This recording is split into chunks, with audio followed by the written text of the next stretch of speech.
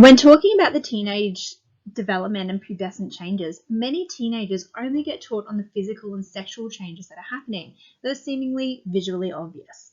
But there is so much more in the adolescent brain as teens go through puberty that needs to be recognized and acknowledged, as these neurological changes will help shape the type of person the teen will grow up to be. I'm Ruth Buckley, and this is Understanding the Teen Brain and how students can create their own personalized city. So the brain is made up of billions of neurons that send electrical signals throughout the brain and body. This processes visual, auditory, or emotional stimuli. An example of this would be if you had a fear stimuli, like a dog was running at you, your brain would be like, oh my gosh, there's a dog running at me, what do I do? It might send that to the amygdala, which is your fight or flight response, and that would then send out a signal saying to either run away or stand your ground, or you might freeze and you don't know what to do. So that gets sent through a connection of neurons. So within those neurons, they also send through neurotransmitters, which can either be inhibitory or exhibitory. So one of these is GABA, which is gamma aminobutyric acid, which is an inhibitory substance. So alcohol is an example of this GABA inhibitory substance. It lessens functioning of the neurons. So when you drink too much alcohol and you can't talk properly and you're like tripping over your feet, that's because your neurons aren't working properly. It's not able to send the right signals throughout your brain, which is inhibiting your function. And the opposite to that is glutamate, which is an exhibitory substance. You also have dopamine and serotonin, which is sent, and endorphins, which it regulates your pain and your mood. So you can think of your brain as your own personalized city, connected by many different roads. Some of them are highways, which connect the busiest used areas of the brain. Some of them are suburb roads, connecting generalized information. And some of them are dirt roads, connecting information that you just barely even use. These roads can also be upgraded or collapsed depending on how much you use them or not. One of the things that affects the build of your city is pruning. Pruning happens more intensely in the adolescent to mid-20s stage. It's like a flood that appears and destroys a whole bunch of your bridges. It cuts away any unused or unnecessary connections. So for example, maybe in grade 4, you learnt about politics and prime ministers. You never use that information. So when you get into adolescence, your brain was like, nah, this is using up too much space and energy. Let's get rid of it. You don't obviously need this since you haven't used it. And then suddenly you're an adult and having to vote, and you need to know about politics and prime ministers. But now you've got to relearn that information because your brain decided it was useless and got rid of it. So this happens throughout your whole life through neuroplasticity. But after 30, it's a lot more harder to build new connections. So while in pruning, it happens more intensely, it'll get rid of a whole bunch of connections.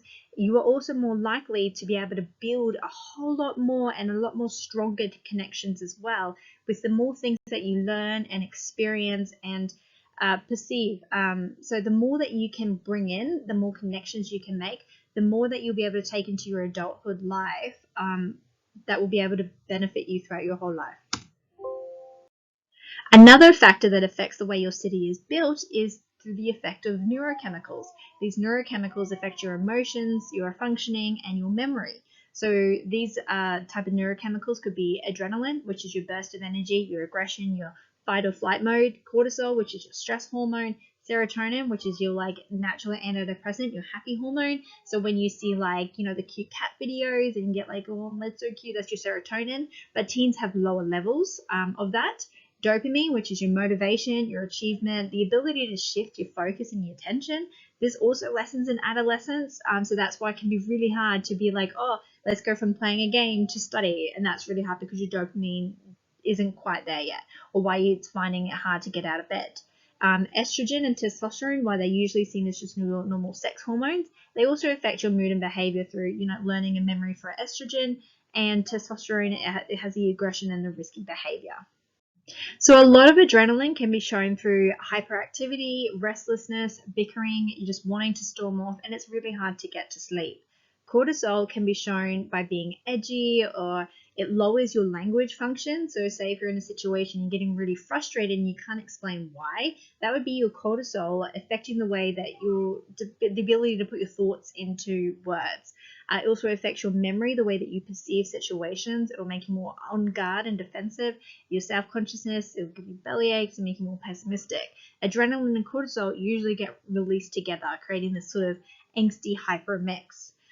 Things that can help with your adrenaline and cortisol could be having routines, using calming strategies, getting good sleep and exercise, reducing adrenaline-inducing stimuli like games for adrenaline, and for cortisol, reducing your lighting, having less sugar, drinking more water, and having a safe person that you can talk to about this as well. A lack of serotonin can be shown by being grumpy, a lot more pessimistic. That's where your depression comes in, is through the lack of serotonin. Really hard to please, and things are just a bit too much. Things that can help with serotonin is exercise is proven to be a big one. Making sure that you've got someone that's giving you positive feedback, sleep, reducing caffeine, and your social interactions.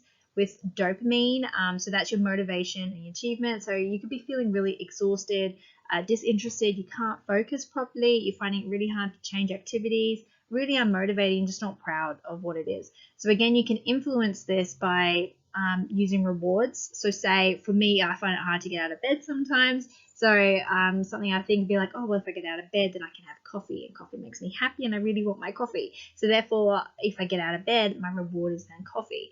Another thing that can affect your dopamine is by having achievements. So unlocking achievements, finding challenges that you can give yourself so that it will give you that achievement reward stimuli.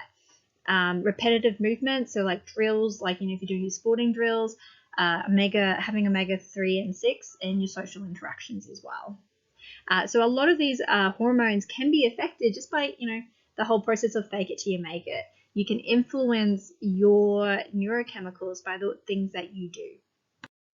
So while estrogen and testosterone can be seen as like the girl hormone and the boy hormone, girls and boys both have estrogen and testosterone at different levels. If you have too much or too little of this, it can affect your ability to function and your moods. So too much or too little estrogen can affect your fatigue, fluctuates mood, affects your serotonin, gives you weight gain and body pains. It's hard to concentrate, and irregular periods for girls. For testosterone, it again fluctuates your mood. It gives you more of the aggression, the thrill seeking, high blood pressure, headaches, you can't sleep, and PCOS, so polycystic ovarian syndrome.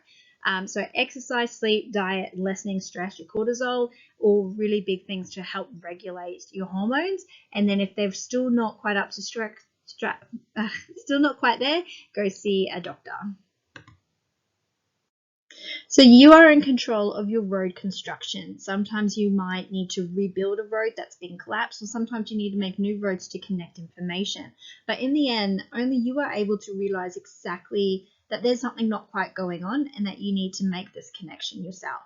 But sometimes you might need help in understanding that as well. Sometimes you'd be feeling really angsty, be like, why am I feeling this way? Why aren't I processing information the way that I like to? So this is where, if you're building a new road, what's going to happen? You go talk to specialists who know how to build roads. They check the road, they check the foundation. They have to see if you might need to use a special type of gravel. So you might need to talk to consultants about identifying the damage and working out the best way of fixing or building a new road. Sometimes in more extreme cases, the road that you want to build is on really unsteady ground, or, it might be up in the air, so you'll have to build a bridge.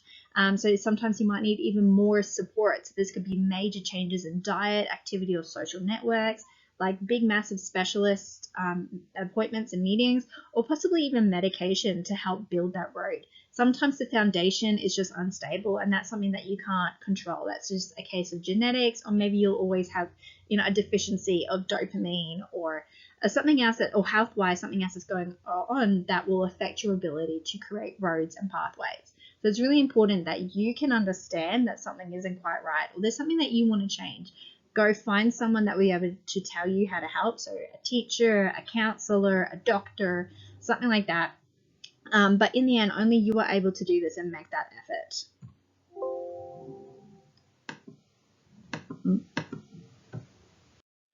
So I hope this video has been really useful in starting to understand neuroscience and how your brain affects your ability to learn and to perceive situations and emotions, and to, be aware of yourself or what exactly is going on, what sort of neurochemicals might be involved in doing that, and then, reaching out and finding the help that you need to be able to build your own roads and to build up a city that you want to be living in and that you want to have for the rest of your life. So yeah, you have a good day. Yeah, all the best. My references.